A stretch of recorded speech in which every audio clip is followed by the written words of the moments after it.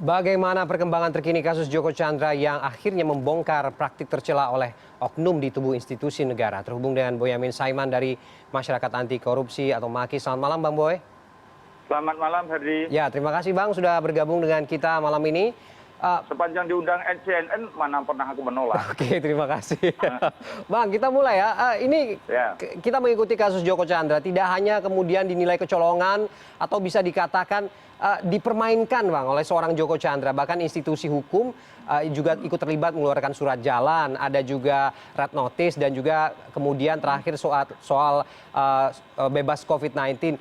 Praktek seperti ini bagaimana Bang? Apa sebenarnya yang bisa dibaca dari praktik seperti ini?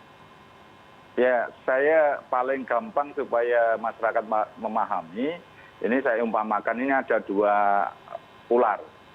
Satu ular sanca, satu naga. Oke, ini analoginya begini ya, ular ya? Iya. Oke, silakan. Kan ini ekornya itu kan hanya di surat jalan dan surat kesehatan COVID itu aja. Kalau di dalam perutnya itu penerbitan KTP, penerbitan paspor, dan boleh keluar masuk gitu. Nah di kepalanya itu justru yang NCB Interpol itu yang red notice diminta dihilangkan itu. Meskipun kalimatnya suratnya hanya memberitahu imigrasi, tapi untuk apa? Kalau bukan untuk sesuatu yang memang menghapus red notice itu,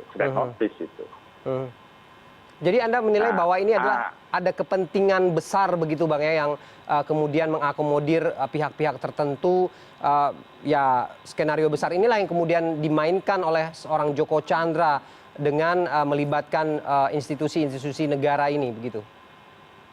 Iya, karena kalau bukan saya merendahkan lawyernya Bu Anita itu, tapi kalau saya yakin Bu Anita tidak mampu melakukan semua ini.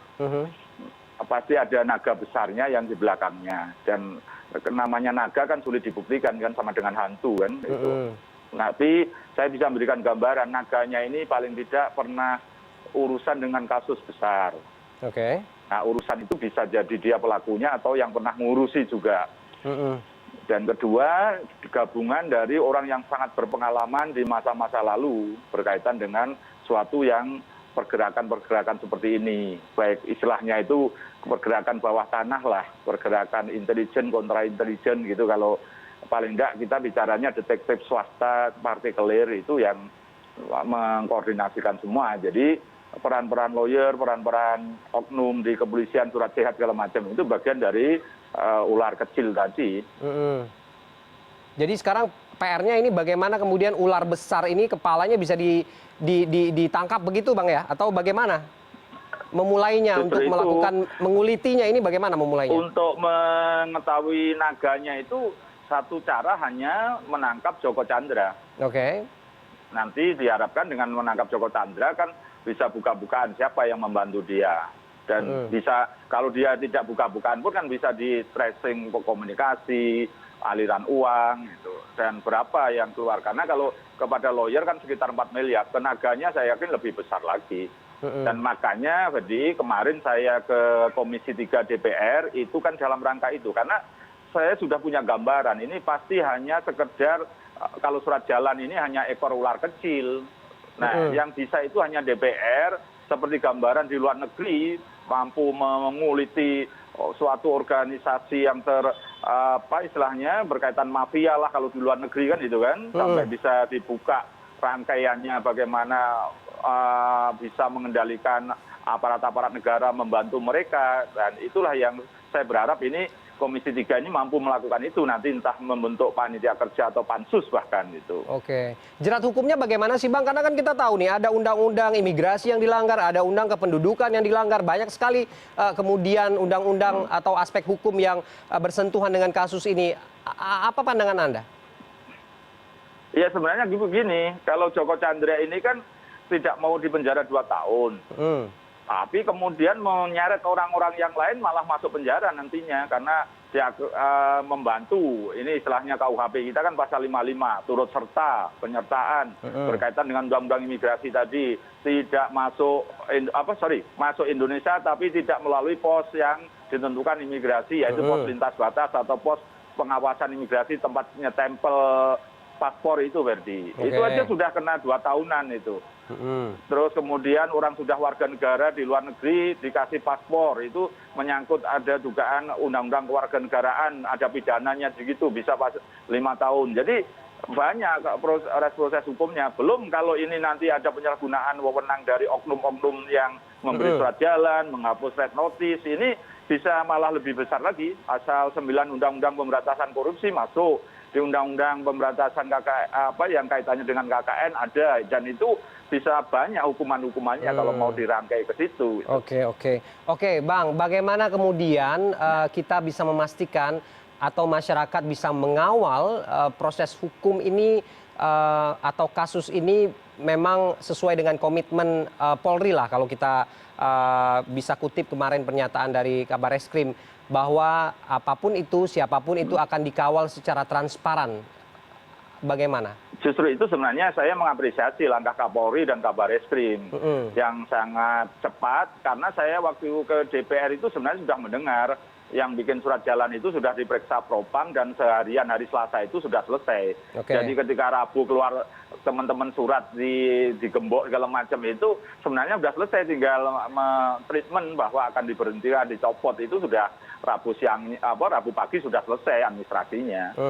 Dan itu artinya karena ini ketegasan dari Kapolri dan Kabareskrim. Tadinya kan saya juga curiga waktu ke DPR itu jangan-jangan dilindungi ini. Tapi saat itu juga saya selesai dari DPR mendengar kabar bahwa yang bersangkutan bahkan sudah diperiksa, sudah diminta keterangan oleh Propam hari Selasa siang itu. Nah, inilah yang sebenarnya kita tagih, kita kawal Kapolri untuk tegas betul dan membersihkan lembaga kepolisian. Karena Pak Idam Aziz ini kan tahun depan sudah selesai. Legasi yang dikenang oleh rakyat adalah justru ketegasan dalam membersihkan lembaganya dari oknum-oknum ini nanti. Dan sampai pada posisi yang siapapun yang terlibat dan siapapun yang dalam pengertian itu tidak menjalankan tugasnya dengan benar atau membiarkan anak buahnya tidak melakukan tugasnya dengan benar, bisa dikenai sanksi kan. Mulai ringan sampai berat, mulai teguran lisan sampai pencopotan jabatan, bisa jadi pencopotan dari keanggotaan kepolisian, dan juga bisa jadi di imigrasi. Kenapa itu dengan senang hati meluluskan permintaan NCB Interpol tidak ke Kejaksaan Agung menanyakan status cekalnya Joko Chandra, tiba-tiba dihapus, itu yang justru paling fatal di situ. Kalau membiarkan keluar masuk itu no problem lah, tapi belum tentu yang masuk itu Joko Chandra, katanya ada yang palsu misalnya, kan gitu kan. Tapi ketika melepas status cekalnya itulah yang bermasalah. Dan kedua yang paling fatal lagi adalah menerbitkan paspor. Padahal dia diketahui sudah punya kewarganegaraan Papua Nugini. Dulu Arkanda Tahar itu pernah jadi menteri, dicopot Pak Jokowi, nggak jadi menteri gara-gara ya ini punya kewarganegaraan Amerika. Setelah kemudian dibersihkan kewarganegaraan Amerika, kemudian dibolehkan warga negara Indonesia, itu pun masih dihukum hanya jabatan wakil menteri kan. Apalagi ini buron Joko Chandra. Dan dibantu oleh oknum-oknum. Artinya dan itu pun oknumnya menjadi satu rangkaian itu. Artinya Anda menilai bahwa ini adalah goodwill dari Polri dan institusi lain untuk bersih-bersih begitu, Bang ya? Ya harus begitu, karena ini TSM terstruktur, masif dan sistemik seperti pemilu, ditambah koordinatif gitu kan. Maka harus dilawan dengan cara-cara yang sifatnya bersih-bersih keseluruhan. Kalau cuma di kepolisian tidak ada gunanya, kalau di imigrasi tidak ada gunanya. Mungkin Kejaksaan Agungnya ada yang teledor juga harus dibersihkan, juga harus bersama-sama. Maka dari itu kemarin kalau memang Pak Mahfud MD mau membentuk tim itu dalam rangka setidak-tidaknya ini tidak terulang. Masa kita nanti tidak ada gambaran ini tidak diberi punishment yang melakukan kesalahan, itu akan terulang lagi kan. Terus juga harus ada tim yang bersifatnya koordinatif. Ini kan saling lempar tanggung jawab kemarin, Verdi. Penduduk alasannya tidak ada DPO, NCB alasannya sudah selesai tidak diperpanjang, menyalahkan Kejaksaan Agung, imigrasi menyalahkan NCB, terus juga nanti imigrasi menyalahkan siapa lagi gitu kan, alasannya ada KTP, menyalahkan Dukcapil. Nah inilah yang harus sesuatu yang memang ada tim koordinasi yang di bawah Kementerian Hukum dan HAM atau Menko Polhukam, karena dulu pernah ada dan nyatanya bisa memulangkan David Nusawijaya dan lain-lain yang sifatnya itu selalu koordinatif gitu kan. Tidak ada kemudian tiba-tiba NCB Interpol alasannya tidak diperpanjang terus dinyatakan tidak ada gitu kan.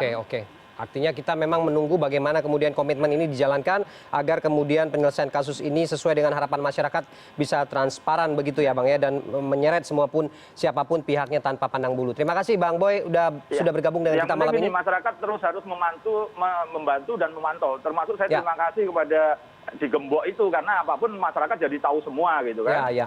Oke, efek media sosial ya Bang ya. Kita harapkan. Oke, baik. Terima kasih Boyamin Saiman dari Masyarakat Anti Korupsi sudah bergabung dengan kita malam ini.